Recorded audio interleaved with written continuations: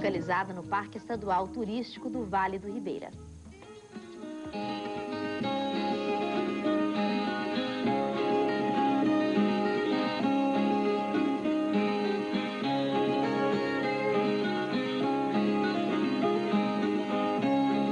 Iporanga, uma cidadezinha onde o tempo parece suspenso. Aqui ninguém tem pressa. Pra quê? Ela passa as tardes, a senhora, então, aqui olhando pro rio. Fazer o quê? Não tem o que fazer, né?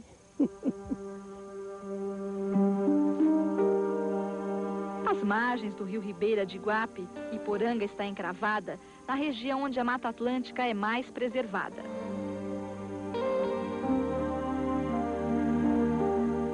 O Vale do Ribeira, no sul de São Paulo, é uma região economicamente pobre, mas tem outro tipo de riqueza, os recursos naturais. Um acervo de mata, cachoeiras e cavernas. Muitas cavernas.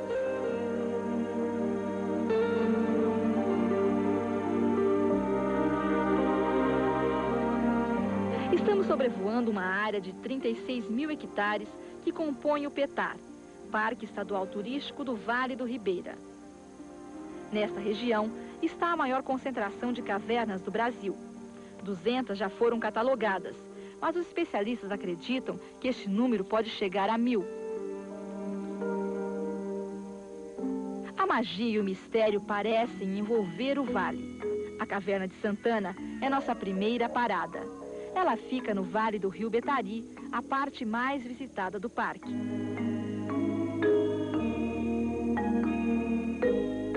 Santana é a maior caverna do PETAR. Cortada pelo rio Roncador, ela tem ligações com outras 15 cavernas. Nas galerias, as formas úmidas são um convite à imaginação.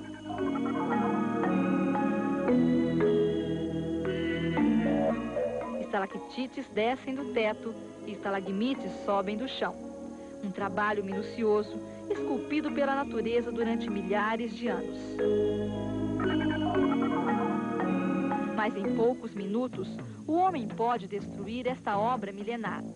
Por causa das depredações, apenas 800 metros dos 6 quilômetros da caverna são abertos à visitação. Para descobrir outros segredos que a escuridão revela, é preciso mergulhar com sensibilidade neste túnel do tempo, que nos põe em contato com o nosso lado mais primitivo. As cavernas foram a primeira morada do homem.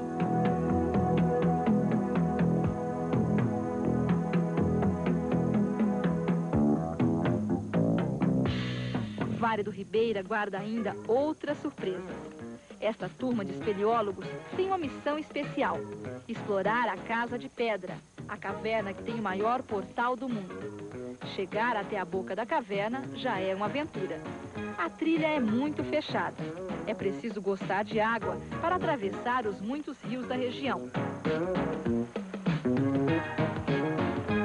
Também é preciso fôlego e é obrigatória a companhia de um guia que conheça bem o caminho. O guia tem muita responsabilidade sobre a pessoa acompanhante e também dentro das cavernas as formações de estragitite, estragnite, tudo que é informações. Não deixar ninguém depedrar nada e nem pegar o que está depedrado, porque essas coisas tudo dentro da caverna tem a vida. E fora da caverna ela perde a vida, morre. A beleza dela é só dentro da caverna. Fora, perto da beleza.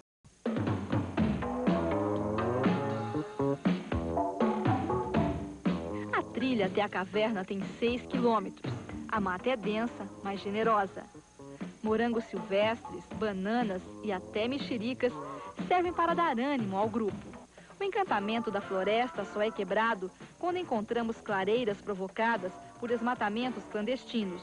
Uma visão dissonante. Estamos quase chegando. É hora da turma se dividir. O portal é tão grande que é preciso 3 cinegrafistas para mostrar toda a descida. Essa é a primeira vez que a descida do portal da Casa de Pedra vai ser documentada. E ela vai ser feita por um casal de espeleólogos, a Kalina e o Scala. Kalina, é muito difícil a descida do portal? Não, o mais difícil é você colocar a corda, né? Depois a descida é simples.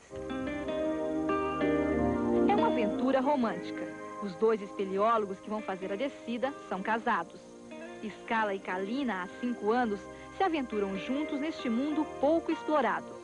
Eles vão subir mais A gente precisa da sua ajuda, precisa que tragam divisas, que criem emprego. Então, a gente vê o caminho é esse, é uma integração entre a conservação da cultura e da natureza e rendendo recursos para a região. A ideia é pôr em prática o conceito de desenvolvimento sustentável, incentivando o turismo ecologicamente correto.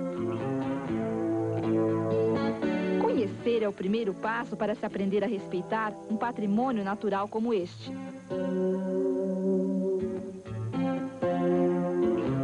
A preservação depende, antes de tudo, da atitude de cada visitante que se aventurar pelo Vale Encantado do Rio Ribeira de Iguape.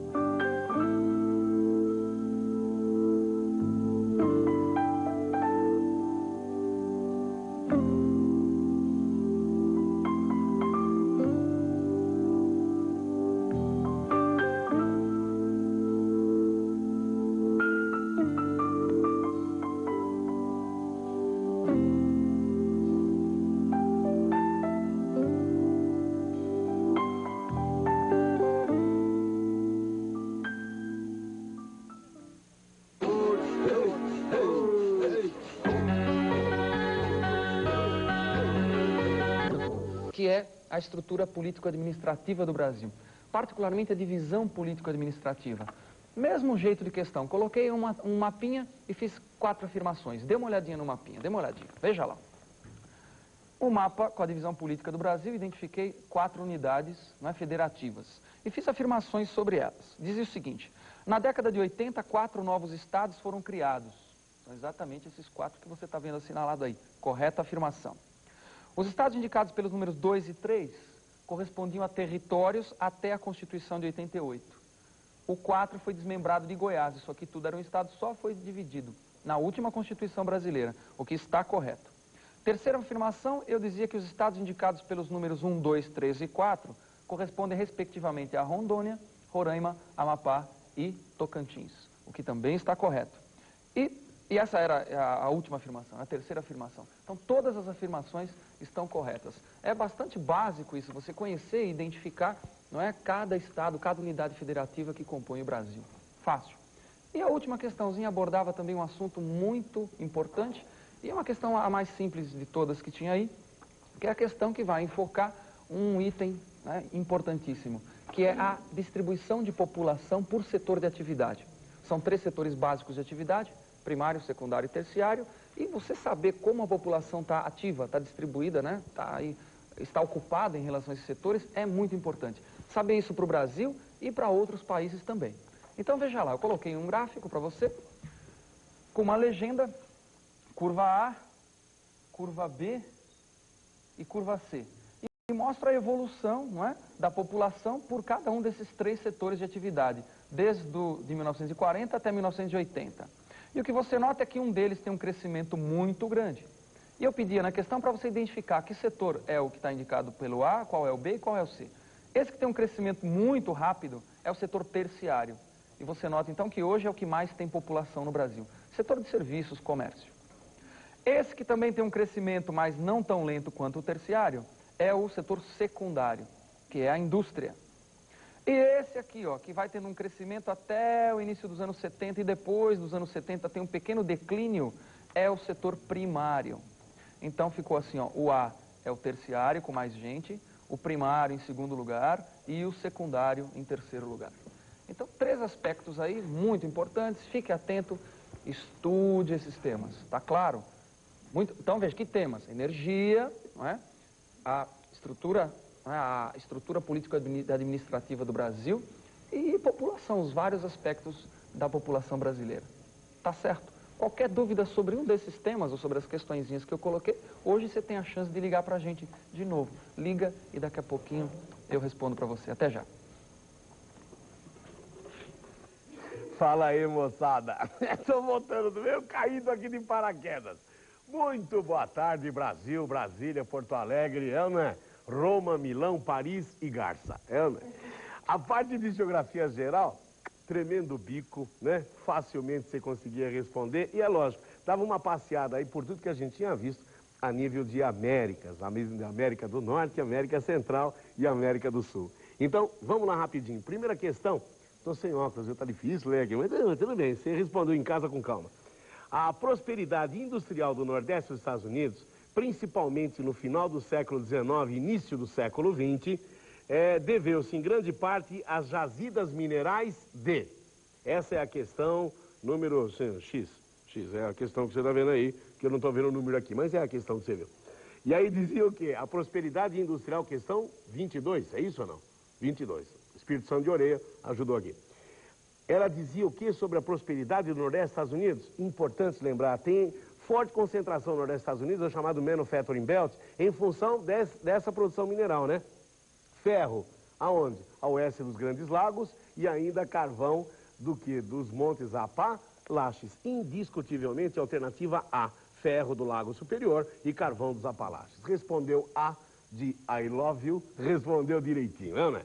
Próxima questão, dizia o seguinte: nascida em Lima, no Peru, Isabel Allende, em A Casa dos Espíritos, escreve: de dia o corpo vergava-se-lhe com o sufocar daquele sol de chumbo, e de noite tremia, defendendo-se das geadas com sacos de água quente e chales de lã. Olhava o céu despido e límpido, procurando o vestígio de uma nuvem, com a esperança de que alguma vez caísse uma gota de chuva que viesse aliviar a aspereza opressiva daquele vale.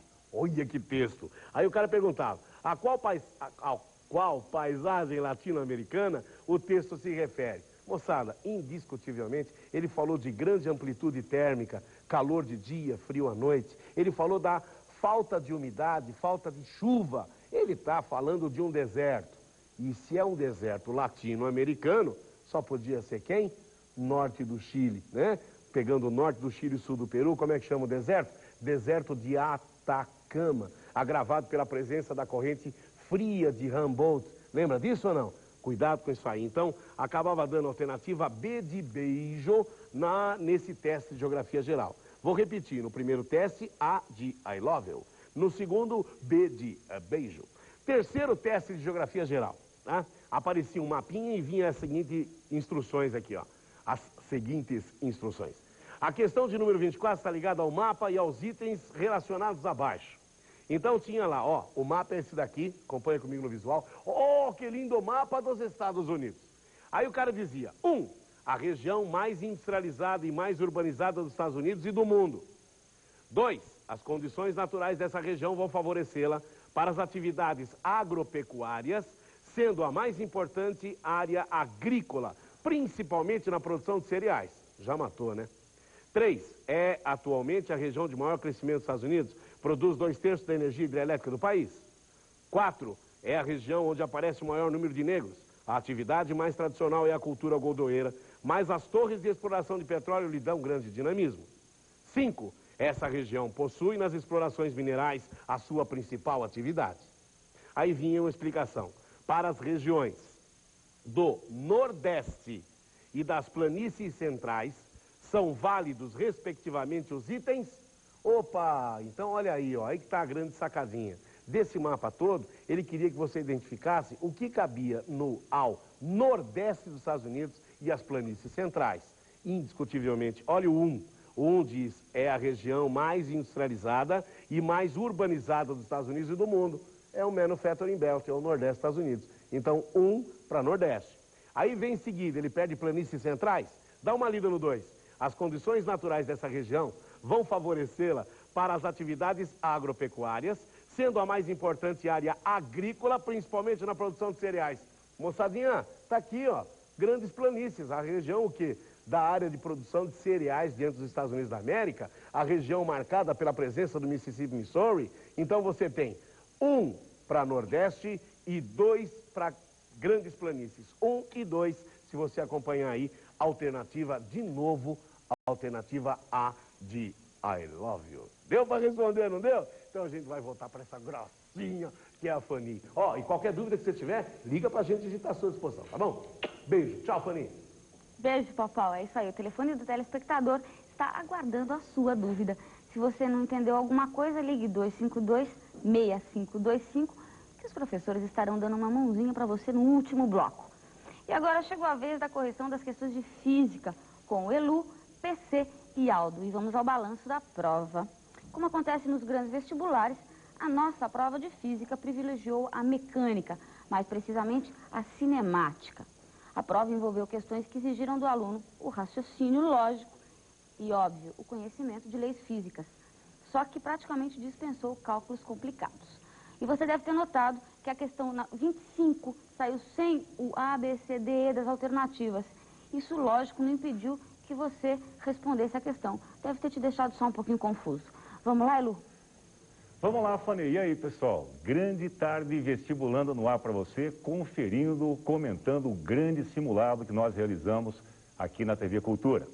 E comentando as questões de física, nós temos a primeira, número 25. É uma questão de interpretação. O aluno, ele não tem que saber muita coisa de física, é só ler a questão, entender o fenômeno, interpretar e procurar a melhor alternativa. Eu coloquei aqui no visual para você, né, a ilustração da questão 25. Veja bem, um recipiente inicialmente vazio, dentro dele é colocado uma tabuinha, é colocada essa pequena tábua, correto? Devidamente assentada ao fundo do recipiente, uma tábua impermeável, correto? A altura da tábua é metade da altura total do recipiente e ela é colocada justamente a meio diâmetro em relação às paredes laterais aí. Tudo bem, é aberta a torneira, começa a jorrar água, o recipiente começa então a receber água, essa câmara é preenchida. O que vai acontecer em seguida? A água transborda, vai preencher a câmara ao lado e, posteriormente, o recipiente fica totalmente cheio d'água. A pergunta era, como é o gráfico que mostra a altura do nível da água em função do tempo? Como evolui a altura do maior nível da água com o passar do tempo? Então veja lá, pessoal, o gráfico é o correspondente à alternativa D de dado. Como bem disse Fanny, esqueceram de colocar aí as letras A, B, C, D e E, mas é o quarto gráfico, seria a alternativa D de dado, esse gráfico que eu mostro para vocês aqui. Então veja lá, numa primeira etapa o nível sobe, correto? Estamos preenchendo essa câmara menor. Numa segunda etapa a água transborda, veja bem, durante aquele intervalo de tempo, nós temos a altura constante e na terceira etapa a altura volta a crescer. Veja que na última etapa a inclinação é menor do que na primeira etapa. Então seria a alternativa D de dado, a questão de número 25. E passemos agora à questão de número 26, pessoal, uma questão de cinemática, de queda livre, um assunto que, como o próprio nome diz, despenca no vestibular. Cai muito. É o seguinte, é uma questão um pouquinho diferente aí do convencional. Eu abandono uma partícula aqui no ponto A, a partir do repouso, e ela vai despencar. Ela vai percorrer uma altura total de 270 metros, moçadinha. Tudo bem, ele manda a gente dividir essa altura total de queda em 3 partes de comprimentos H1, H2 e H3, percorridos em intervalos de tempo iguais, não é? Então, eu vou ter que dividir os 270 metros em 3 partes, H1, H2 e H3, percorridas em intervalos de tempo iguais. Então, quanto vale H1, quanto vale H2, quanto vale H3? Ora, como é que você vai resolver isso, hein? Você vai aplicar a equação do espaço. É um movimento uniformemente variado. Lembra disso? Ah lá, vamos lá. Delta S é V0T mais gama sobre 2T quadrado. A velha formulinha que o Micrinho está falando para você saber de cor, garotinho. Não pode esquecer isso, hein? Delta S, V0T mais gama sobre 2T quadrado. Eu vou aplicar essa fórmula ao trecho total AD, certo? Qual é o espaço total percorrido de A até D? São 270 metros. Velocidade inicial é nula, então essa parcela cai fora. A atração é G da gravidade, é dado, né? Então fica G sobre 2, vezes o tempo total de queda ao quadrado. Ora, veja bem, eu chamei o tempo em cada etapa de T, Tzão. Então são 3 T's até embaixo. Então 3T tudo ao quadrado. Efetuando, daqui eu tiro que T quadrado é igual a 6 segundos ao quadrado. Tudo bem, conheço isso. Aplico a mesma fórmula para o trecho AB. Veja bem, H1 é o espaço percorrido. É G sobre 2, T quadrado, daqui eu tiro H1, 30 metros. Então, o primeiro segmento, 30 metros. O segundo segmento, aplico a mesma forma ao trecho AC. H1 mais H2 seria o espaço percorrido, G sobre 2, 2 tempos ao quadrado. Efetuo H2, 90 metros. E, finalmente, o trecho total AD, H1 mais H2 mais H3 é G sobre 2, 3 tempos ao quadrado, efetuando 150 metros. Então, H1 vale 30, H2 vale 90, H3 vale 150, o que nos conduz à alternativa B de bola. Então, o teste 26, letra B de bola. E o teste número 27, moçadinho, um teste de balística. Como é que você está em balística? Lançamento oblíquo de projéteis. Veja bem aqui o nosso visual. Existe um canhão aqui em A. Esse canhão vai fazer 2 disparos. Primeiro disparo, pum, acerta o ponto B. O segundo disparo, bang, acerta o ponto C. Veja que os pontos B e C correspondem aos vértices de um triângulo isósceles. Esse ângulo é dado, é alfa, esse também é igual, alfa. Ele fala, pessoal, que o primeiro lançamento é praticado com um ângulo de tiro de 35 graus. Um ângulo dado de 35 graus. Então, o cano da arma é inclinado com a horizontal 35 graus. A pergunta, qual é a inclinação do cano do canhão para acertar o ponto C? Ora, basta você perceber que se o triângulo é isósceles, se o triângulo ABC é isósceles, não é? O lado AB é igual ao lado AC. Portanto, em ambos os lançamentos, o alcance é o mesmo. Agora aí que está, pessoal, se o alcance é o mesmo, os ângulos de tiro são complementares. Lembra disso? Ângulos complementares, alcances iguais. Então, se o primeiro ângulo foi 35 graus, o segundo ângulo será quanto? Complemento, 55 graus, alternativa letra C de cebola. Tudo bem?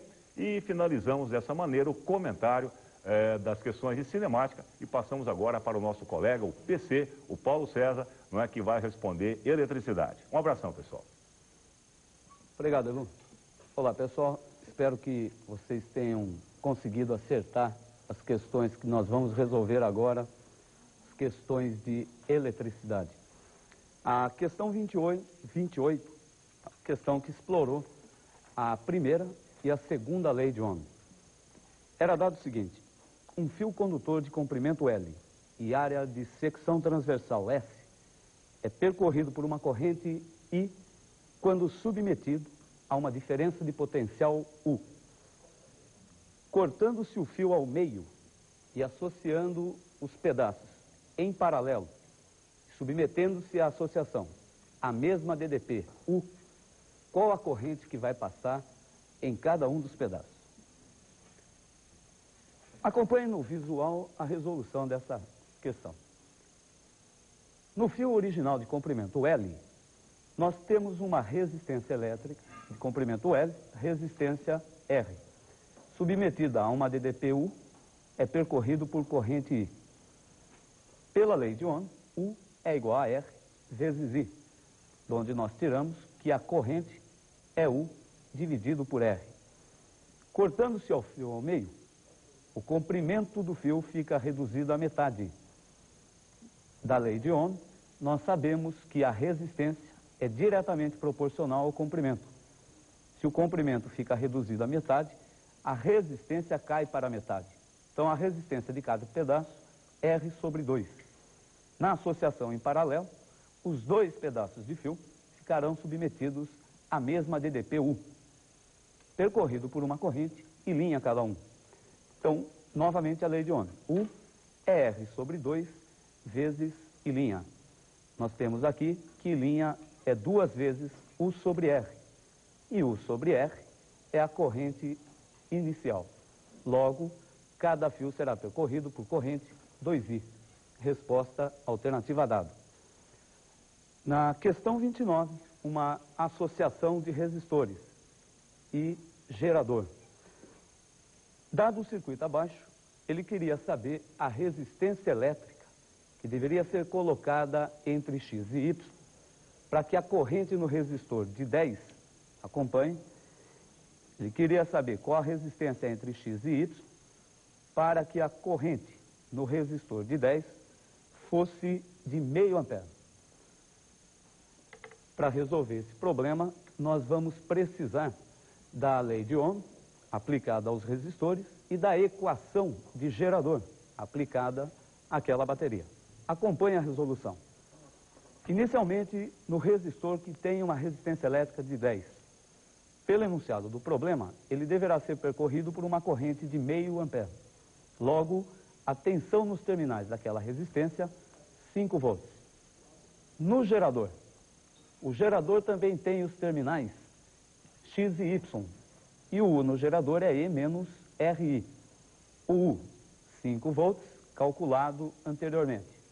O E, 8, a resistência interna, 2. Nós tiramos que a corrente I é de 1,5 ampere.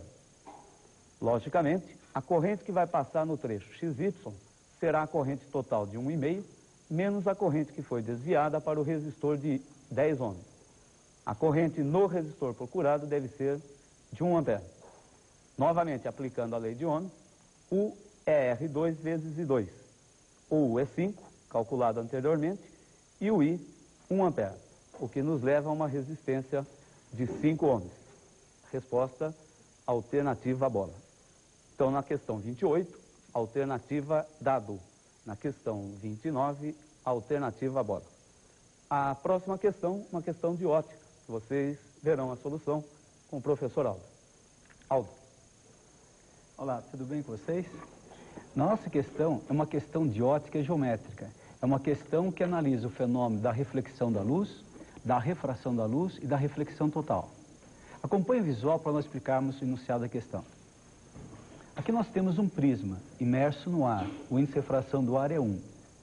Esse prisma, esse ângulo é 45 graus. E a luz branca incide nessa face do prisma uma incidência normal. O índice de refração do prisma foi dado, mas ele é dado em função das radiações que constituem a luz branca. Então nós temos para a cor vermelha 1,36, para o alaranjado 38, assim por diante. Agora, essa luz branca incide no prisma, sofre aqui uma refração, ela passa em desvio e atinge essa face do prisma. Algumas radiações sofrem refração, as radiações A, B e C, e outras radiações não sofrem refração, sofrem reflexão e passam nessa direção. O teste quer saber quais são essas radiações, A, B, C e D, e também essa daqui. Para analisar essas radiações A, B e C, nós vamos analisar o fenômeno da refração, que houve aqui. E vou usar a lei da refração.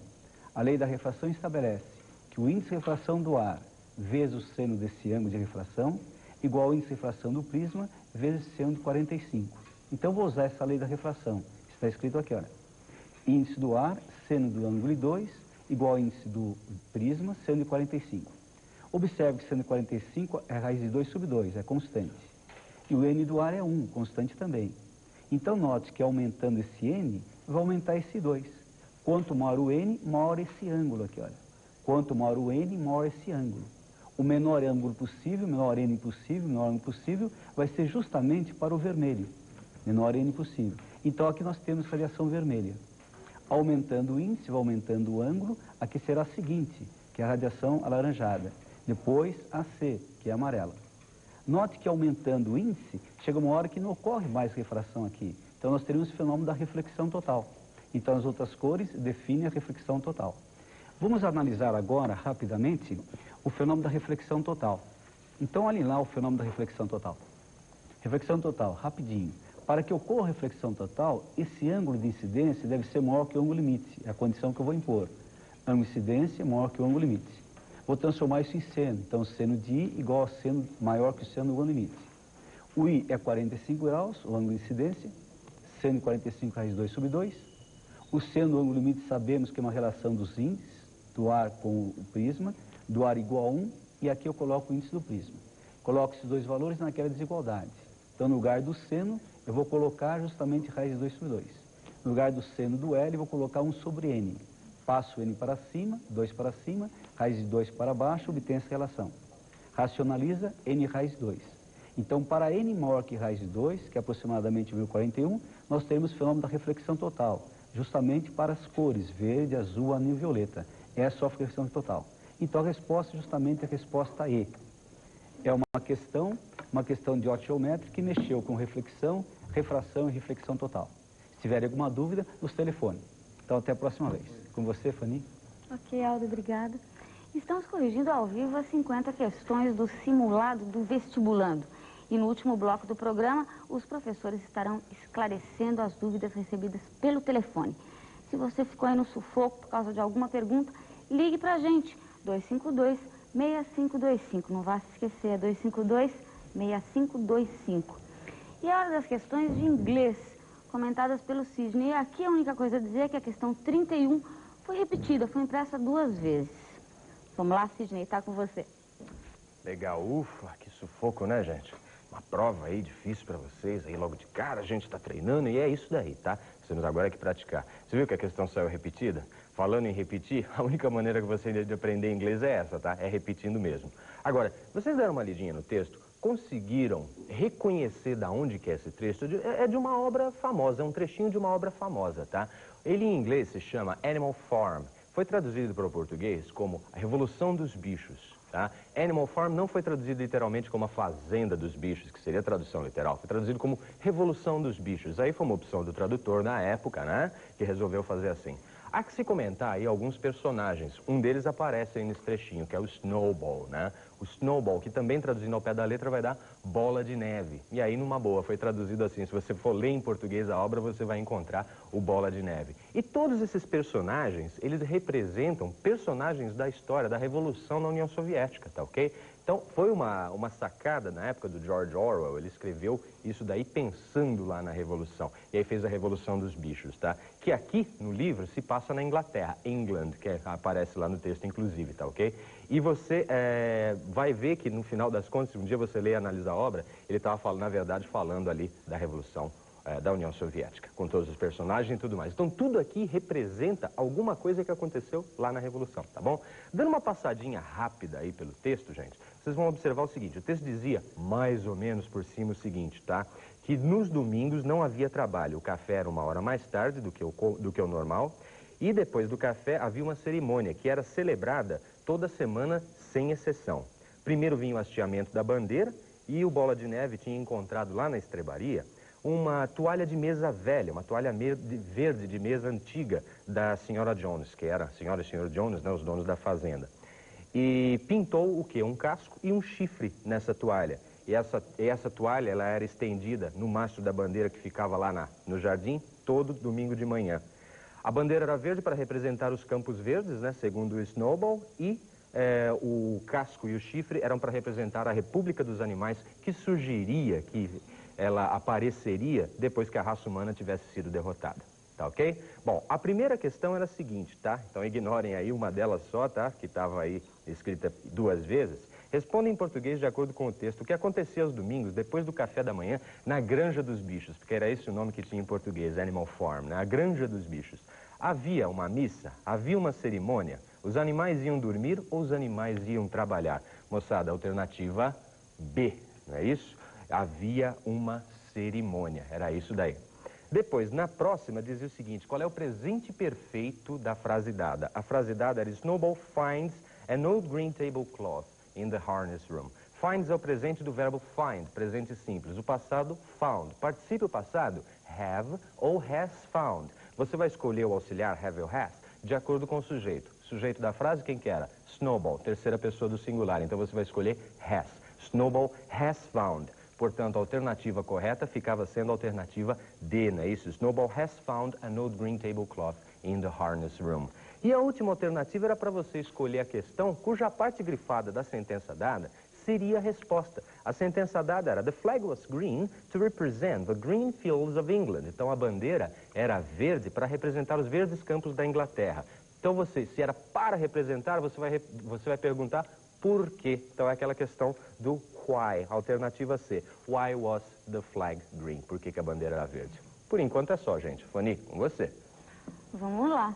E só para você não se perder, nós corrigimos até agora as questões de história geral, história do Brasil, química, biologia, geografia do Brasil, geral, física e inglês.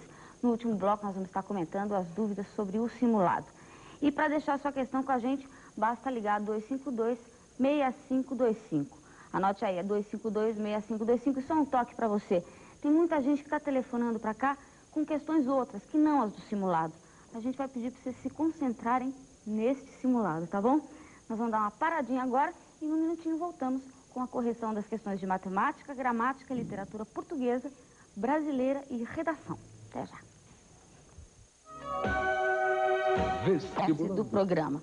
E nós já estamos recebendo um monte de dúvidas pelo telefone. Aproveite e ligue você também, 252-6525. Os professores respondem sua questão no próximo bloco. E dando sequência à correção do simulado, vamos agora de matemática, que tem como primeiro destaque a questão 36, que traz um assunto bastante atual e complexo, inflação e perda do valor aquisitivo, que você conhece muito bem. Destacamos também a questão 37, importantíssima, que demonstra o Teorema de Fermat, um marco histórico na matemática. As outras questões abordam os assuntos mais frequentes nos grandes vestibulares. Está com você, Anchieta, por favor. É isso aí, pessoal. Bom, hoje nós estamos ao vivo, então, pessoal, e vamos aproveitar, nosso tempo é bastante curto, né? Então vamos comentar rapidamente as questões. O primeiro exercício é um exercício de logaritmo, que é um assunto bastante tradicional, bastante pedido nos grandes vestibulares. Acompanhe só o primeiro exercício. Então é o seguinte. Pessoal, então ele dá uma expressão que envolve logaritmo lá, tá certo? Ele diz o seguinte, log de A na base B é 2, da condição de existência. Ele dá o S como sendo uma expressão que envolve logaritmo. O S, no caso, é metade de log de A na base B, mais log de A ao quadrado na base B ao quadrado, mais log de A ao cubo na base B ao cubo, etc., mais log de A décima na base B a décima. Isso ele chama de S. E P, como sendo log de A na base B, vezes log de A ao quadrado na base B ao quadrado, vezes log de A ao cubo, B ao cubo, etc., até log de A décima na base B a décima. Quer dizer, o S, no caso, é a soma, tem uma fração meio ali, e o P, produto. A pergunta do exercício é o seguinte, nessas condições, o valor de log de P na base S é aproximadamente, é isso. Bom, só vocês vão notar o seguinte, o S aparece na forma metade de log de A na base B, mais log de A ao quadrado, B ao quadrado, etc., mais log de A décima, B a décima. Então, a propriedade que vocês teriam que guardar, além daquelas três tradicionais que a gente comentou para vocês, é uma outra propriedade importante. Vocês estão percebendo o seguinte, que daqui para cá, eu elevei o logaritmando a um expoente e a base o mesmo expoente. Então, essa é uma outra propriedade que vale a pena vocês guardarem. Se vocês quiserem um exemplo de verificação, olha como é tranquilo. Se aqui, por exemplo, eu tivesse log de 4 na base 2, o log de 4 na base 2 dá 2, muito bem. E se eu colocasse, se eu trabalhasse com o expoente 2, o que vocês teriam do lado de cá? Aqui eu teria log de 4 ao quadrado na base 2 ao quadrado. Log de 4 ao quadrado é 16 e 2 ao quadrado é 4. Então, log de 4 na base 2 é 2. E log de 16 na base 4 também é 2. Quer dizer que todas as parcelas são iguais e cada uma delas é igual a 2. Então, eu vou simplesmente substituir. A metade de quem? 2 mais 2 mais 2 mais 2, etc. Quantas vezes? 10 parcelas? Então, é claro que isso vai dar 20 por 2, dá 10. E o P, que era o produto? Bom, no caso, vocês terão 2 vezes 2 vezes 2, etc., 10 fatores. Isso vai dar 2 a décima. Agora, vocês vão notar o seguinte. Como calcular o log de P na base S? O P é 2 a décima, que é 1024. O S, no caso, deu 10. O log de 1024 na base 10, inicialmente, a gente não teria condições de calcular. Por quê? Porque vocês perceberam que não foi dado nenhum logaritmo. Não deu log de 2, não deu log de 3. Mas como ele quer aproximadamente, esse 1024 eu aproximo para 1000. E log de 1000 na base 10 é claro que dá 3, porque 10 ao cubo é 1000. Então a resposta desse primeiro exercício de matemática, a resposta D de dado, tá aí. Um problema de matemática para vocês, ou melhor, de logaritmo, bastante pedido nos exames. Só a questão 35, rapidamente, um exercício de função. Vocês tinham várias funções. Ele chama até de família de funções, né? Gn de x, definida por x menos n ao quadrado, mais n com n natural.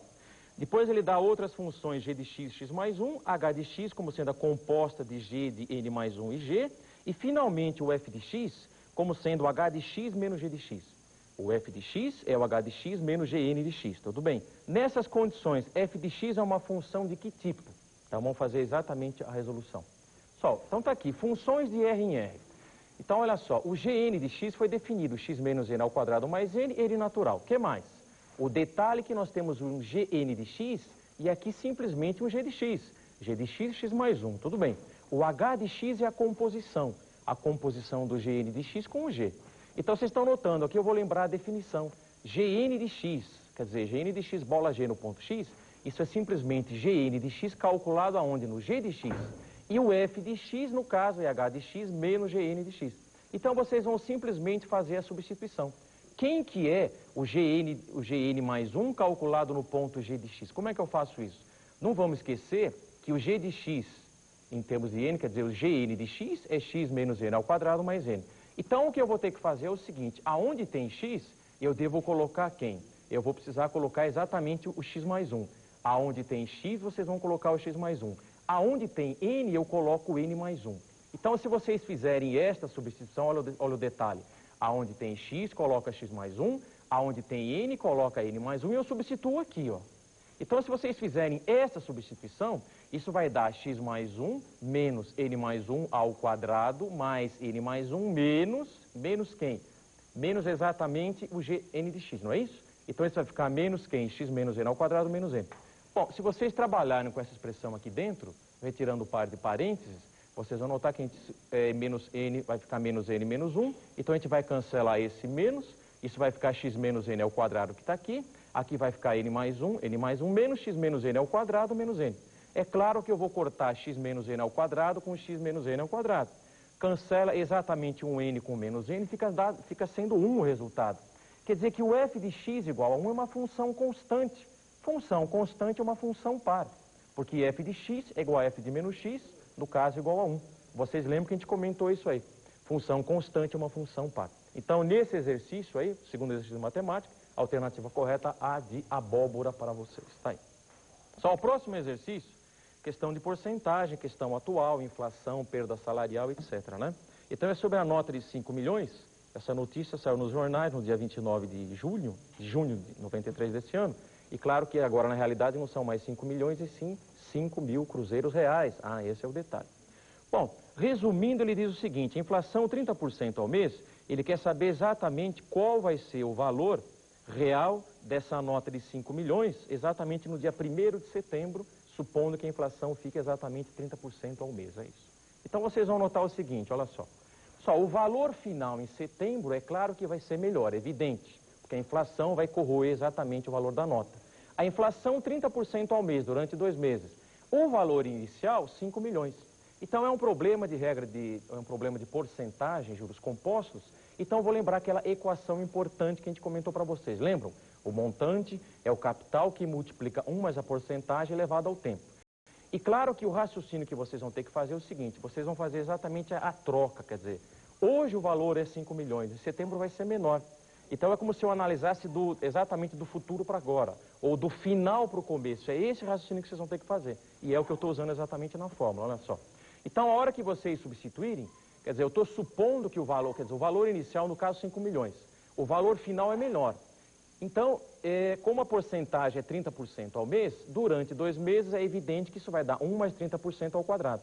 E o valor final que está interessando exatamente a gente descobrir. Então, 5 milhões, o valor final vezes esse 1,30 faz as contas, etc, 1,69. Então, o valor final, 5 milhões por 1,69. Fazendo a divisão, 2,9. Agora, em termos de porcentagem, quanto é que vale a perda? Eu vou usar uma regra de 3. Se a perda fosse de 5 milhões, é claro que seria 100%. Mas o valor inicial de 5 milhões caiu para 2,9 milhões. Quanto é que vale a perda? 2,1. Então, se a perda fosse de 5 milhões, 100%. Como foi de 2,1x? Fazendo essa conta, 42%, alternativa C. Então, o único detalhe que você tem que tomar cuidado. Inflação de 30%, eu não simplesmente vou subtrair os 30% e dizer que o valor dela vai ser 0,70. Esse é o único cuidado que você tem que tomar em problemas que envolvam inflação, valor real, etc. Bom, só o próximo exercício é a questão lá, que também saiu no jornal, né? Inglês demonstra teorema proposto por Fermat há mais de 3 séculos.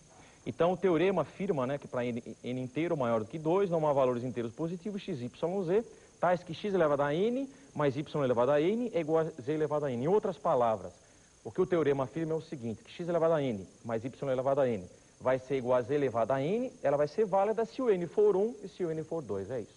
Bom, agora a pergunta do exercício era essa aqui, ó. O teorema mencionado acima, para um valor conveniente de n, é conhecido em geometria com outro nome, só o detalhe. X elevado a n mais y elevado a n igual a z elevado a n. É claro que se o n for 1, é evidente que é verdadeiro, porque se eu somar 2 números inteiros, é claro que o resultado vai dar um número inteiro. Essa é a propriedade do fechamento para os números inteiros. Agora, se o n for igual a 2, será que lembra algum teorema importante da geometria? Se o n for 2, x ao quadrado mais y ao quadrado é igual a z ao quadrado. Lembra? Não lembrou? Eu vou trocar as letras, olha aqui, ó. b ao quadrado mais c ao quadrado é igual a ao quadrado. Que teorema lembrou? Ah, é exatamente esse que vocês falaram, o teorema do Pitágoras. Então, o caso particular, o teorema do Fermat, o teorema do Pitágoras. Agora que vem a pergunta do exercício para vocês. Utilizando o teorema, ele quer que eu calcule o perímetro do triângulo cujos lados são números pares consecutivos. Essa é a pergunta. Então, claro que se o n for 2, vocês têm o teorema do Pitágoras escondido. Números inteiros consecutivos. N menos 2, n mais 2. É só aplicar o Pitágoras. Hipotenusa ao quadrado, um cateto ao quadrado mais outro cateto ao quadrado. Vocês vão desenvolver, simplificar, recair a equação do segundo grau. Aqui vocês vão achar como raízes 8, 0. É claro que 0 não pode ser. É lado de triângulo, etc. Então, se o n é 8, voltando para cá, aqui vocês têm 8. 8 menos 2, 6. 8 mais 2, 10. Quer dizer que os lados do triângulo, quais são? 6, 8, 10. 6, 8, 10, somou, etc. e tal. Perímetro, 24 unidades de comprimento. Alternativa C de casa. Essa é uma questão de geometria. Só outro problema de geometria que vai envolver um dos elementos notáveis de um triângulo. Lembram? Baricentro, incentro, circuncentro e ortocentro. Uma pergunta em cima disso. Tá certo? Então ele pede para vocês calcularem um ângulo que é dado por soma de outros 3 ângulos, etc. E uma informação importante é o seguinte, que tem um triângulo que circunscreve uma circunferência. Essa é a informação importante. O triângulo circunscreve diz exatamente o seguinte, quer dizer, aqui vocês têm o centro. Então, como nós temos uma circunferência inscrita no triângulo, é evidente que esse ponto é exatamente a propriedade do incentro. É o centro da circunferência inscrita no triângulo. Propriedade um incentro, e vamos lembrar que incentro é encontro de quê? Incentro é encontro de bissetriz. Então é claro que a soma dos ângulos internos de qualquer triângulo vale 180 graus. Agora os ângulos que ele está se referindo, quais são? O ângulo ABO, vocês têm este ângulo, depois vocês têm o ângulo BCO, o ângulo BCO é este aqui, e depois finalmente o ângulo CAO. O ângulo CAO vai ser esse. Mas é lógico que vocês olharam no desenho, como é bissetriz, esses dois são congruentes, são congruentes, são congruentes. Então a soma dos ângulos do triângulo é 180. Se eu considerar exatamente este ângulo, este e este aqui, é evidente que a soma vai dar metade. A metade, no caso, 90 graus. 90 graus, resposta alternativa E de Ernesto. Outra questão de geometria para vocês. Bom, eu acho que é a última agora. Eu acho. É a última, né, Pedrão? É a última, certo? Só agora é o seguinte, é como se tivesse que fazer uma experiência, né? Considere uma folha retangular de dimensões A e B com A maior do que B. Isso não requer prática nem tampouco habilidade. Vocês têm uma folha retangular aqui. Então o que ele pede é o seguinte, para vocês dobrarem ao meio. Ou vocês vão dobrar a folha desta maneira, não é? Pede para dobrar ao meio. Ou vocês vão dobrar desta maneira, ou vocês vão dobrar desta outra maneira, certo? Então o que ele quer saber é o seguinte, será que nessa situação, este retângulo, será que ele vai ser semelhante a esse? Provavelmente não, porque vocês estão notando que este lado tem a mesma medida que esse. Lembro que semelhança, ampliação, redução. Quer dizer que nessa situação eles não são semelhantes. Então esse eu posso jogar fora, certo? Se vocês analisarem esta folha dobrada, então, ele quer saber o seguinte, quer dizer, com essa dobra ao meio, agora de fato, essa situação é exatamente aquela que faz com que os triângulos sejam semelhantes, ou melhor, os retângulos semelhantes. Então, nessa situação, eles são semelhantes. Então, era isso que vocês teriam que entender. Agora é só questão de montar a proporção. Posso jogar fora também para vocês entenderem, evidente? Então, se vocês olharem aqui, ó, vocês notaram, eu pego a folha retangular, nesta situação de dobra, os dois triângulos são semelhantes, ou melhor, são até congruentes, mas o maior não vai ser semelhante a nenhum deles, então essa situação não convém, tem que ser a outra, a segunda situação, porque o retângulo 1 vai ser congruente ao retângulo 2, e além disso, eles vão ser semelhantes a exatamente o retângulo original. Agora é só questão de montar a proporção, olha só. Olha a proporção que eu montei. A está para B, assim como B está para A ao quadrado. Ou melhor, A está para B, assim como B está para A sobre 2. Muito bem. Se vocês multiplicarem em cruz, isso vai dar A ao quadrado igual a 2B ao quadrado. Se A ao quadrado é 2B ao quadrado, extraindo raiz, o A vai dar B raiz de 2. Última questão de matemática, a resposta B de bola. Espero que vocês tenham saído muito bem. Um abraço para vocês e com vocês agora a Fanny. Tchau. Obrigada, Anchieta. E o vestibulando está corrigindo ao vivo as 50 questões do simulado, ou seja, a matéria do primeiro semestre do programa. Você que teve algum probleminha, ligue para a gente. Nosso telefone é o 252-6525. Chegou a vez das questões de gramática, que tratam só de morfologia, que foi o assunto que você estudou no primeiro semestre, não é? Grau do adjetivo, classes e processo de formação das palavras são os temas abordados pela Thaís. Quem corrige é a própria. Oi, tudo bem? Então, conforme a Fanny falou, nós vamos partir para a primeira questão, que trata de grau do adjetivo. Bem, você tinha o seguinte enunciado: analise a alternativa que contém adjetivo no grau superlativo relativo de superioridade. Bom, o que vem a ser o grau superlativo relativo? Para refrescar um pouquinho a sua memória, acontece grau superlativo relativo quando você toma um ser, na sua individualidade, e o relaciona a um grupo, a um conjunto de seres. Quer dizer, um ser relacionado a uma totalidade. É muito fácil identificar um superlativo relativo porque ele está sempre composto de um advérbio mais ou menos, um advérbio de intensidade, que está modificando o adjetivo em questão, e tudo isso antecedido de um artigo capaz de individualizar esse adjetivo.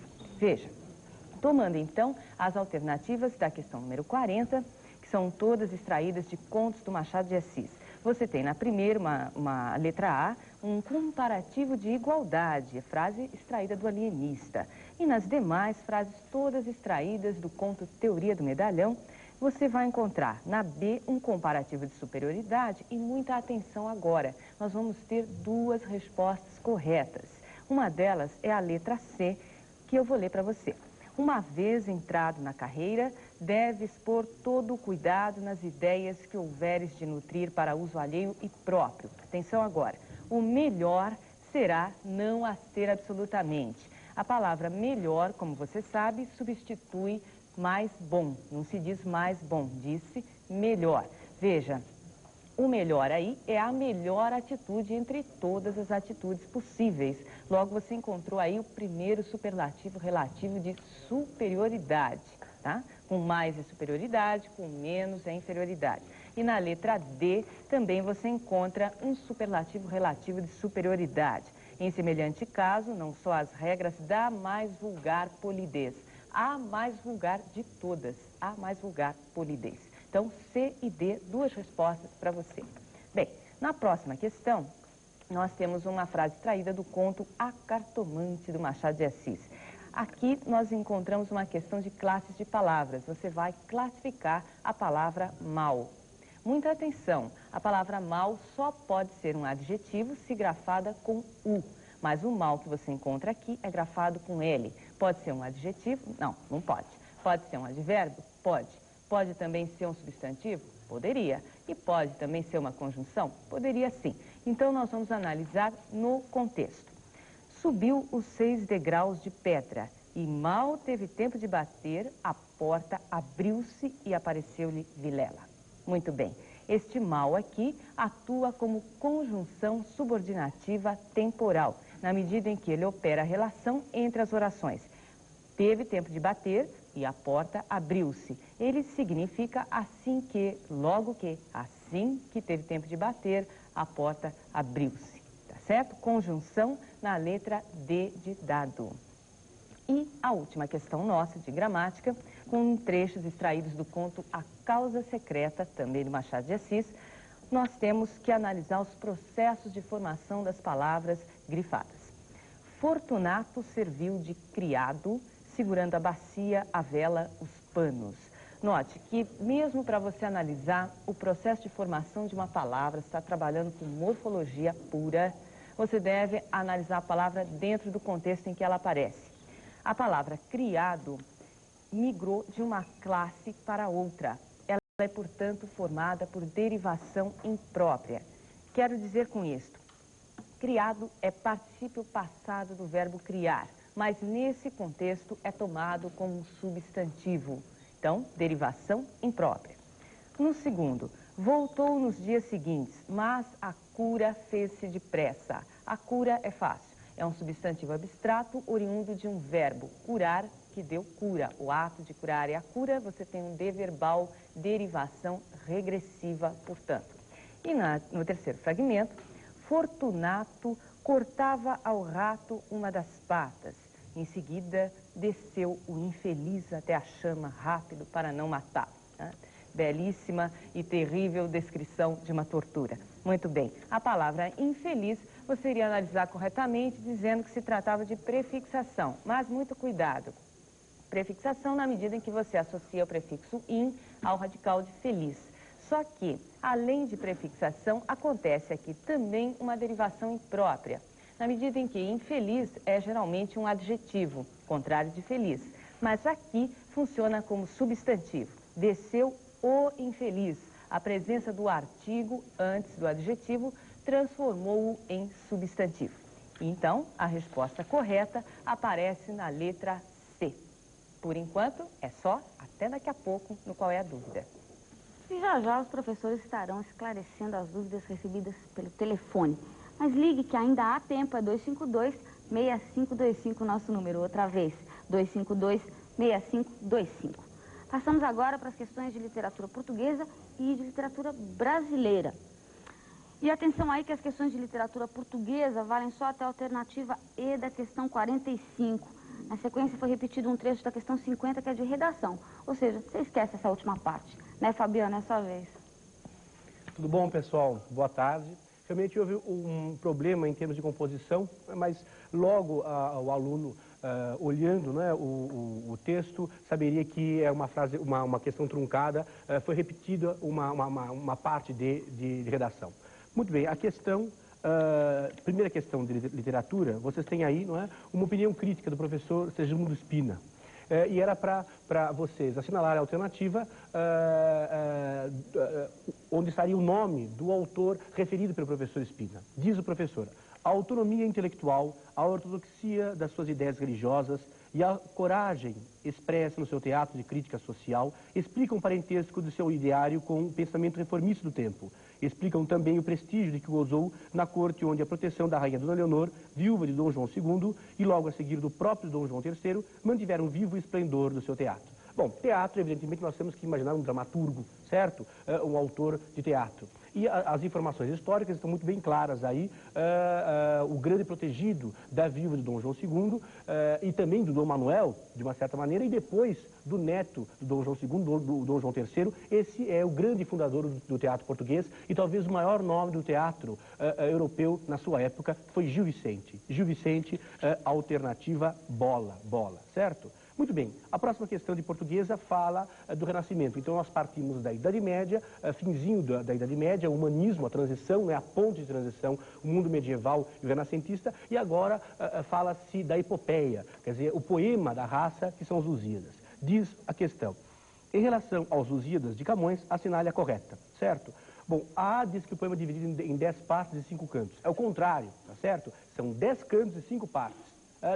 Os cantos seriam o que nós podemos imaginar de capítulos na poesia épica, né? A narrativa, o romance, a narrativa em prosa, contém capítulos. E a poesia épica, a narrativa em verso, possui cantos. E as 5 partes tradicionais, tá certo? A proposição, a invocação, a dedicatória, a narração e o epílogo. Então, é o contrário, está errada a A. Bola, o tema central é descoberto do Brasil. Não, o tema central é descoberto do caminho marítimo pelas Índias, né? Das Índias, feita por Vasco da Gama no finzinho do século XV. Depois, no início do poema, as caravelas saem do Rio Tejo e entram no Oceano Atlântico. Não, o poema começa do meio, né? A ação épica está na metade. As caravelas estão na costa oriental africana, certo? Perto da ilha de São Lourenço. Então eles não estão saindo do Rio Tejo, Ele conta o início da viagem em flashback, pela boca de Vasco da Gama. Depois, para escrever o poema, Camões inspirou-se em Vila Rica de Cláudio Moura da Costa. E só se ele tivesse psicografado alguma coisa, porque o Cláudio é do século XVIII e Camões do século XVI, impossível. É o contrário. Cláudio que se inspirou em Camões. E a última: o epílogo do poema é pessimista, o que destoa o tom geral da epopeia ufanista. Claro, aí é correta, porque toda a epopeia, as 4 partes anteriores, são ufanistas, maravilhosas, lindas, gentis. E a última parte é pessimista. Camões antevê que Portugal está fruindo, né? Está aproveitando do dinheiro do comércio tamarino, mas não está o quê? Não está empregando. É então um capítulo pessimista que antevê a derrocada portuguesa, não é? com Alcácer Quibir e depois a dominação espanhola, prenunciando de uma certa maneira o barroco. Continuando então, nós temos a literatura brasileira agora, não é isso? Você tem... Ah, não, Camões. Tá? Bocage não é século XVIII. Bocage diz o seguinte: sobre Bocage é correto afirmar, tá certo? Então, passamos no século XVI, Camões, e agora para o século XVII. A alternativa correta é a alternativa Dado, que diz que a solidão existencial, o confessionalismo, a sondagem do mistério da morte são constantes nos seus melhores sonetos. Tá? O Bocage, ele apresenta aquelas duas fases, não é? A fase árcade e a fase pré-romântica, mas em que pese essas duas fases, do ponto de vista temático, do ponto de vista do conteúdo, do ponto de vista formal, ele se submeteu aos cânones, aos modelos da Arcádia, ou seja, ele faz sonetos decassílabos, submetendo-se aos modelos do neoclassicismo. Mas do ponto de vista temático, os seus romances, os seus poemas, os seus sonetos da segunda fase são os mais importantes, né? A existência, o pessimismo e a força existencial.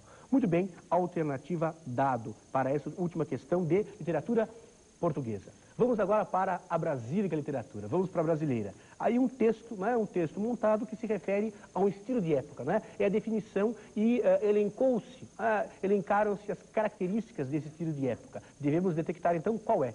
Diz o texto: o culto do contraste, seja no plano estético, através, por exemplo, do recurso do exagero nos relevos, ao choque de coloridos, seja na área das ideias, contrastando elementos como amor e sofrimento, vida e morte, carne e espírito, céu e terra.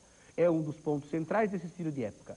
Barroco. Né? Barroco, o conflito que informou esse momento do século XVII, é a Idade Média versus o Renascimento. É o racionalismo renascentista versus o predomínio da emoção medieval. É o antropocentrismo renascentista versus o teocentrismo medieval. É esse conflito que marca o mundo barroco e o seu conflito. Alternativa A. Certo? Depois nós temos três textos para que vocês identificassem o período literário que corresponde a esses textos. Tá? Primeiro texto, um texto bonitinho, gostoso. Minha alma é triste como a flor que morre, pendida à beira do riacho ingrato, nem beijos dá-lhe a viração que corre, nem doce canto o sabiá do mato. Temos aqui uma característica bem clara desse estilo de época, que é a natureza expressiva, a natureza que revela, a natureza que expressa, que reflete os estados d'alma do poeta. É o romantismo, né? A natureza catártica, a natureza expressiva, que é, digamos, uma relação, uma interação grandiosa entre poeta e natureza. A natureza como um reflexo do que vai na alma, do que vai no interior do poeta. Ele mesmo diz, numa comparação aqui, minha alma é triste como a flor que morre. Certo? Essa figura de linguagem, comparação, em que se estabelece uma identidade entre a alma dele e a flor que morre, e a natureza. Romântico o texto, portanto. Depois o texto 2 é um dos textos mais famosos, né? Pululam aí em vários vestibulares do Brasil inteiro, um texto retirado do soneto, Desenganos da vida metaforicamente. É a vaidade fábil nesta vida, rosa que da manhã lisonjeada, púrpuras mil com ambição dourada, a rosa rompe, arrasta a presumida. Né? Nós temos aí um texto do Gregório de Matos, barroco, né? O famoso soneto Desenganos da vida metaforicamente. E depois um texto, Árcade, né? Do Cláudio Manuel da Costa. Destes penhascos fez a natureza o berço em que nasci. Ó quem cuidara, quem entre penhas tão duras se criara, uma alma terna, um peito sem dureza. Né? A natureza da infância, a natureza que permeou a sua infância, passada nas Minas Gerais, à margem do Ribeirão do Carmo. Então a presença aí da natureza, normalmente uma natureza mais decorativa, mais estática em relação à natureza romântica, certo? A alternativa correta é a alternativa A, romantismo, barroco e arcadismo, alternativa A. E depois, por último, nós temos aí um texto romântico. Senhor Deus dos desgraçados, dizei-me vós, Senhor Deus, se eu deliro ou se é verdade, tanto horror perante os céus, ó mar, porque não apagas com a esponja de tuas vagas do teu manto esse borrão, astros, noites, tempestades, rolai das imensidades, varrei os mares, tufão. Aqui é a poesia desesperada, a poesia condoreira de Castro Alves, né? A terceira geração romântica, os poetas inserem-se, engajam-se na luta pela modernização do Brasil, que passava, é claro, pela abolição no momento e depois pela própria República. Vastas parcelas da sociedade brasileira, a burguesia industrial, a intelectualidade urbana e os poetas, os artistas estão engajados nessa luta pela modernização do Brasil. E é o estilo condoreiro derramado, por quê? Para emocionar as multidões, para que as multidões se conscientizassem da vergonha que era a escravidão. Castro Alves, alternativa C. Na poesia social e condoreira da terceira geração romântica, Castro Alves. Vou ser abatido a tiros aqui pelo Pedrinho, que está tendo um infarto, né? Fanny, com você. Obrigada, Fabiano. E chegou a vez das duas últimas questões, as de redação. Você bem sabe que redação não cai na primeira fase, mas o Ari formulou aí duas questões tradicionais que vão te ajudar muito, muito. Vamos lá, Ari, tá pronto? Aí, mamãe Fanny, né? Vamos lá, então. Questão 49. De cara começa o texto como pudera ela dar à luz aqueles seres risonhos, fracos, sem austeridade? De cara aparece o que aqui? A reflexão da personagem, não é verdade? Isto é, o pensamento dela. Isso mostra de cara também o quê? Que é o discurso indireto livre. Em seguida o narrador diz, o rancor roncava no seu peito vazio. Volta a reflexão da personagem. Uns comunistas eram o que eram os comunistas. Pois bem, se aparecem aqui dois aspectos preponderantes e marcantes, nos marcam o quê? O discurso indireto livre, ou seja, o narrador interrompe a sua narrativa para mostrar o que para nós? O pensamento, a reflexão da personagem. Em função disso, há aqui duas possibilidades apenas. Alternativa C ou então D. As duas marcam o quê? O discurso indireto livre, não é verdade? Pois bem, só que letra C, vou dizer assim, o narrador introduz a fala da personagem, já mostra o erro. Resposta, portanto, 49, a questão é D de dado. Acompanhou aí? Tá fácil, acertou? Legal, 50. Tô indo, Pedrinho. Não brinque, madame, sou um sertanejo, um bruto, um selvagem. Travessão, primeira pessoa, sou um bruto, marca logo de cara também o quê? Discurso direto, legal? Segundo texto, João Fanhoso fechou os olhos, mal-humorado. A sola dos pés doía, doía. Calo miserável. Calo miserável, o que é isso? A reflexão dela, a personagem também. Mais uma vez, discurso indireto livre. Mas marcando aí, hein? Direto, segundo, indireto livre. Terceiro, Martim Francisco não obedeceu. Disse ao imperador que apareceu o quê? Verbo de elocução. Em seguida, o conectivo.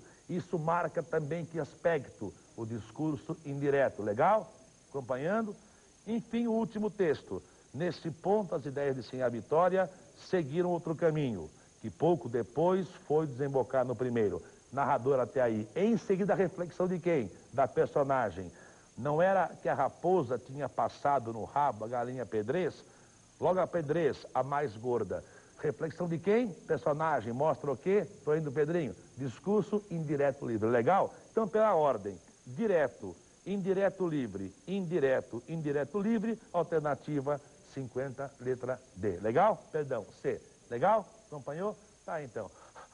Tony, o Brasil e o filhinho são seus. Vamos lá, Ari. No próximo bloco, os professores estarão respondendo às dúvidas recebidas pelo telefone. Ainda dá tempo de você deixar a sua. 252-6525, vestibulando, volta num minutinho.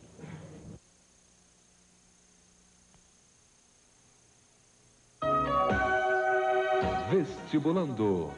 Apoio Cultural Estadão.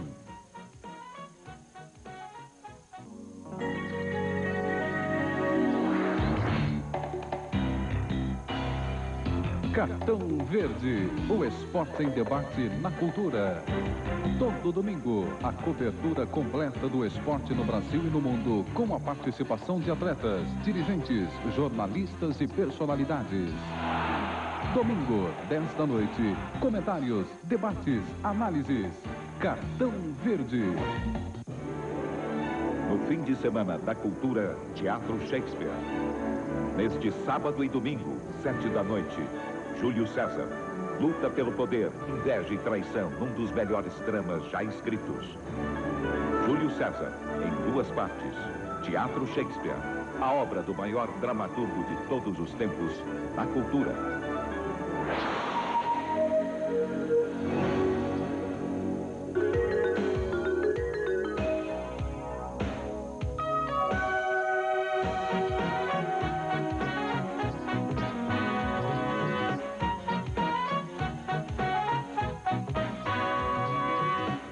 Você acompanhou ao vivo a correção do simulado do vestibulando, publicado no dia 29 de julho no suplemento Cola, do jornal O Estado de São Paulo. Esse último bloco é dedicado ao esclarecimento das dúvidas recebidas por telefone. Se você ligou, fique de olho. Começo com o Mané. Mané, muita gente com dúvidas sobre a questão 8. Ligaram o Alexandre, a Daniela, a Fátima, São José do Rio Preto, Denise, um monte de gente. Vamos lá, Mané? Pois é, amiga, nós aqui outra vez. Questão 8 é a seguinte, uma questão muito longa, por isso que você achou difícil, né?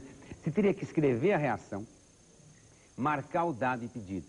A pergunta central se referiu ao cálculo do volume molar de oxigênio. Então acompanha comigo de novo no visual, para que você fique feliz de novo. Olha aí, ó. Você escreve a reação que está no texto. Se você teve dúvida, releia o texto. São duas reações, então sempre que eu tenho mais de uma reação no mesmo problema, você escreve as duas e soma. Quem aparece em lado contrário, você cancela. Água direita, água esquerda. Não. Hidrogênio à esquerda, hidrogênio à direita. Cancelou. Muito bem. Por que é que eu calculei o volume molar do oxigênio? Pelo seguinte, porque na pergunta se referia a litros de oxigênio em determinadas condições. Então eu tinha que pegar o Clapeyron, PV igual a nRT, substituir os dados do problema e achar o volume de 1 mol de oxigênio. Na equação, meu amigo, você tinha lá meio mol de oxigênio para 1 mol da ilmenita, tá? Então você põe aqui a massa em gramas e o volume em litros, que era a pergunta. Embaixo de grama, grama, embaixo de litro, litro. Então a tua dúvida foi, por que calcular esse 2050? Porque nós temos que trabalhar com oxigênio em volume nas condições do problema, por isso usando o PV igual a nRT. E depois, a outra pergunta se referia a porquê dos 10%. No comecinho do texto falava que aquela rochona só tinha 10% de humedade. Então, rapidamente, olha aqui, ó, você tem aquela massa toda lá, corresponde a 100%, mas ela só tinha 10% de ilmenita. Por isso é que você fez esse cálculo aí. Deu para você entender? Então a Fani vai te dizer agora que o próximo é o Cacá. Vai lá, Fani. Tá, Mané, obrigada. Pois é, o Cacá. E a Patrícia da Lapa, Ellen de Itaquera, a Renilza da Saúde, a Adriana da Penha, Cátia de Cumbica, tem dúvidas sobre a questão 11. Vamos lá, Cacá. Tudo bem, Fani. Pessoal, acho que a dúvida nessa questão 11 é exatamente o fato dela ter saído com uma incorreção. Então, por isso que o pessoal não conseguiu acompanhar realmente. Vamos ao visual. Veja aqui que nós estamos repetindo o quadro do enunciado da questão. Nós temos a estrutura eletrônica do átomo X e temos a estrutura eletrônica do átomo Y. Então, nós queremos exatamente fazer o seguinte. Se eu combinar átomos de X com átomos de Y, qual é a estrutura eletrônica correspondente que dá uma fórmula XY3? Então, veja o que eu tenho. Eu tenho aqui no X, NS2 e NP3. A última camada tem 5 elétrons, aqui tem 6, aqui tem 3, aqui tem 7, aqui tem 8. Isso é de uma camada interna, porque a última camada é N mais 1, S2P5, 7 elétrons, S2P5, 7 elétrons. Como aqui eu tenho S2 e P4, 6 elétrons, aqui 6 elétrons novamente, é a mesma estrutura, e S2 e P5, 7 elétrons no total. Tudo bem? Então agora é o seguinte, como é que nós vamos resolver essa questão? Ora, você sabe que quando a gente combina metal com ametal, normalmente a ligação é iônica, formam-se íons. Quando eu combino ametais entre si, eu tenho uma ligação do tipo covalente, vai dar origem a substâncias moleculares. E quando eu tenho metal com metal, a ligação é iônica, dará origem a substâncias metálicas. Então o que eu fiz foi somar os elétrons da última camada e, caracterizando os elementos pelo tipo metal a metal, chegar a essas conclusões. Veja o nosso visual explicativo. Aí, o X tem 5 na última, o Y tem 7. Elemento da família 5A, elemento da família 7A, 2 ametais provavelmente, ligação covalente. O X com 5 forma 3 ligações, o Y com 7 só forma uma. Esta é a alternativa correta. Agora, se eu tenho 6 e 7, 2 ametais, olha a estrutura que vai aparecer no composto. Se eu tenho um metal com 3, um ametal com 6, composto iônico, com uma fórmula que não bate com aquilo que foi dado no enunciado. 2 ametais com 7 e 6 elétrons, olha a estrutura que resulta. Gás nobre, nem se combina, portanto, prejudicada essa alternativa. A alternativa correta que dá XY3 é apenas A. Insisto com você que não dá para saber se o XY3 é iônico ou covalente. Você precisa analisar. Fanny, com você. Para biologia, com Constantino, e uma dúvida da Juliana. Ela quer saber se na questão 16 a resposta não podia ser C. Pode ser, Constantino? Claro, Fanny. Claro que pode. Juliano, a Moca, não pode ser C não, viu, Juliano? Veja bem, porque na verdade o gás carbônico, ou melhor, o monóxido de carbono, o CO, não é que ele vai impregnar o alvéolo impedindo as trocas, não é isso não, tá? O CO, veja aqui mais uma vez, acompanhe, ó. O monóxido de carbono, ele vai se combinar com a hemoglobina, viu? Não é com o alvéolo. E vai formar a carboxiemoglobina, que é um produto estável. A hemoglobina fica segurando o CO para sempre, né? E o que vai acontecer? Presa ao CO, ela fica incapacitada de transportar o oxigênio e o gás carbônico para a célula. Percebeu? Não leva mais oxigênio, o indivíduo morre de asfixia.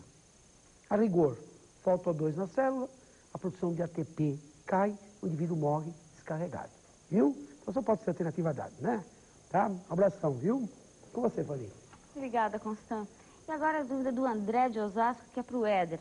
Como o potencial hidrelétrico dos rios da região amazônica é o maior se o relevo predominante na região é a planície? Hein, Éder?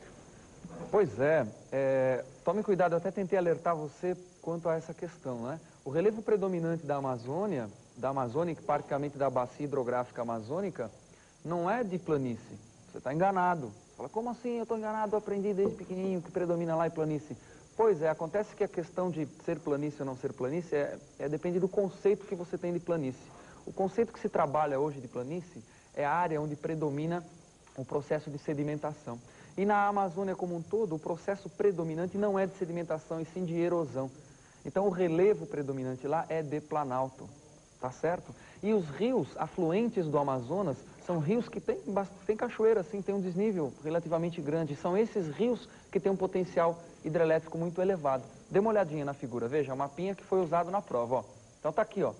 A planície amazônica, ela está basicamente acompanhando o Vale do Amazonas e o baixo curso dos afluentes.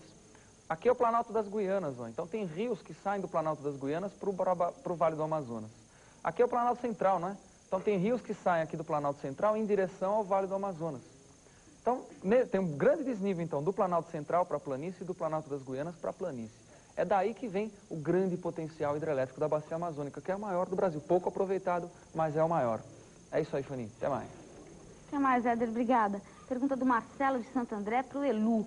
Já que o alcance das balas são iguais, por que os ângulos de inclinação dos canhões não são iguais? Questão 27, em Elu. Bem, Marcelo, basta você lembrar a seguinte propriedade. Quando eu disparo, correto, a partir do mesmo canhão, com ângulos de tiro complementares, os alcances são iguais.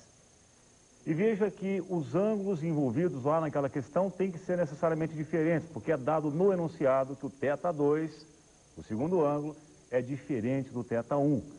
Então, se o θ1 foi 35 graus, o θ2 tem que ser o complemento, correto? 55 graus. No primeiro lançamento, o projétil não vai tão alto. No segundo lançamento, ele vai mais alto. Mas ambos caem, né, em pontos distantes igualmente do canhão, tá bom? Espero que você tenha entendido. Fanny. E a gente espera que o Sérgio de São Carlos também tenha esclarecido as dúvidas dele em relação a 27. Agora, da Leonor e Higienópolis, questão 25, Elu. Qual é o gráfico certo? Ela pergunta. No jornal tem 5 gráficos. O certo é o D ou o E? Bem, realmente há aí uma sutileza entre as alternativas D e E. E eu pedi para o pessoal da produção fazer os gráficos de todas as alternativas. Então, A, B, C, D e E. Veja que o gráfico correto é o da alternativa D de dado. Veja, durante 1/4 do tempo total de preenchimento, eu tenho esse comportamento. Eu estou enchendo aquela primeira câmara lá do meu recipiente. Durante o segundo quarto do tempo total, há o transbordamento da primeira para a segunda câmara, correto? Portanto, já transcorreu metade do tempo total. E na metade final do tempo total, eu tenho o preenchimento da parte superior do recipiente. Veja que a inclinação do gráfico aqui tem que ser menor que a inclinação do gráfico lá, porque nessa etapa a subida do nível da água é mais lenta, então a inclinação aqui tem que ser menor que a inclinação lá. Veja que na alternativa E as inclinações são iguais, o que torna errado a alternativa E. Então, gabarito certo, D de dado. Falou, grande abraço para você. Com você, Fanny. Legal, Elu, obrigada. E a Ana Paula de São Caetano justamente queria saber por que foi excluída a alternativa E. Agora você já sabe, Ana Paula. PC de Física. Roberta, de São Bernardo, pede para você explicar a questão de número 29, PC, por favor. Pois não.